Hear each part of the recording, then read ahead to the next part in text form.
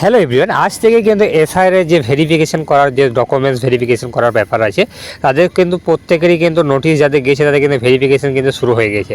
তো এই ভেরিফিকেশন কাদের কাদের করা হচ্ছে এবং কাদেরকে ডাকা হচ্ছে সম্পূর্ণ খুঁটিনাটি তো রয়েছে এই ভিডিওতে। এবং 2002 সালে যাদের ভোটার লিস্টে যে তালিকাতে নাম নেই এবং 2002 সালে ভোটার লিস্টে যে নাম রয়েছে আর এখন 2025 সালে যে ভোটার লিস্টে যে নাম রয়েছে সেই নামের অনেকেরই কিন্তু ভুল ভ্রান্তি রয়েছে, সেই জন্য কিন্তু অনেকের ম্যাপিং হয়নি। এই ম্যাপিং বা ভেরিফিকেশন করা হয়নি বলেই কিন্তু আবারও কিন্তু ভেরিফিকেশন করার জন্য কিন্তু ডাকা হচ্ছে।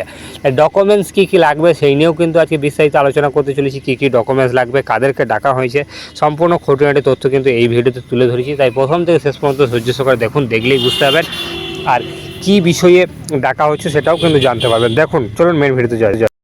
দায়িত্বে থাকবেন ইআরও। এইআরওরা 294টি বিধানসভার প্রত্যেকটিতে 11টি করে টেবিলের শুনানি এবং সেই শুনানি পর্ব শুরু হবে। আমি আমাদের অপর প্রতিনিধি পার্থপ্রতিম ঘোষের কাছে চলে যাব। পার্থ, দেখো, এই যে এসআইআর এর যে খসড়া তালিকা প্রকাশ হয়েছে সেখানে কিন্তু 3টি ধাপে গোটা খসড়া তালিকা প্রকাশ হয়, তার সঙ্গে ছবিটা দেখাবো এবং বলবো দর্শকদের জানার জন্য। একটা হচ্ছে প্রোজেনি ম্যাপিং, যাদের হচ্ছে 2002 সালে পরিবারের কারোর নাম রয়েছে এবং সেই অনুযায়ী যে ব্লাড লাইন তৈরি করা হয়েছিল সেক্ষেত্রে যাদের নাম রয়েছে প্রোজেনি ম্যাপিং। অন্যদিকে হচ্ছে সেলফ ম্যাপিং, অর্থাৎ যার কারোর হচ্ছে 2002-তে নিজের নাম ছিল সেই অনুযায়ী ম্যাপিং হয়েছে। এবং আরেকটা হচ্ছে নো ম্যাপিং, অর্থাৎ 2002-এর সঙ্গে কারোর কোনো রকমভাবে মিল পাওয়া যায়নি, সেই মতো কিন্তু খসড়া তালিকা প্রকাশ হয়েছে। এই নো ম্যাপিং যাদের, তাদের নিয়েই আজকের হচ্ছে এই শুনানির যে পর্ব সেটা শুরু হচ্ছে। মাইক্রো অবজারভার এইআরওরা তারা এসে গেছেন, 12টার পর থেকে যে শুনানি সেটা শুরু হবে।